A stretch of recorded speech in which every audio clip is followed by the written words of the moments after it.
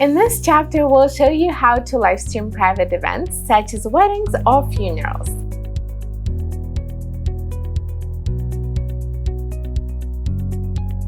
We'll focus on smartphone live streaming, but most of the theory can also be applied to more complex setups such as camera positioning, internet testing, and so on. So let's get started. The first thing you need to do is you have to make sure you have EventLive app installed on the phone that you're going to be using for streaming.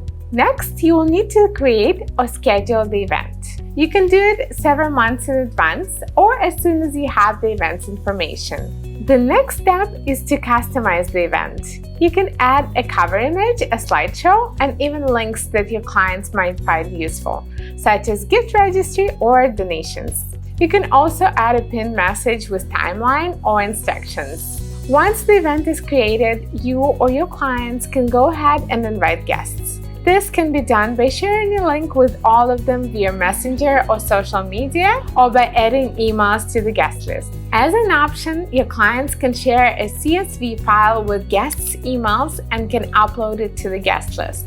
Some important things to keep in mind. First, fully charge your batteries. Second, bring backups.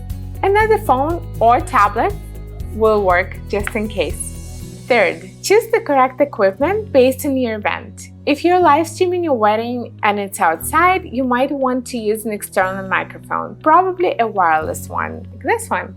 For events inside, and if there is a sound system in place, a shotgun mic might do the trick, like this one. And in many cases, even the built-in phone microphone will work. My last tip is that if you have a chance, you might want to visit the location where the event is happening. Check the internet connection there ahead of time. This will give you peace of mind and it will allow you to fix any problems you might have before the event day.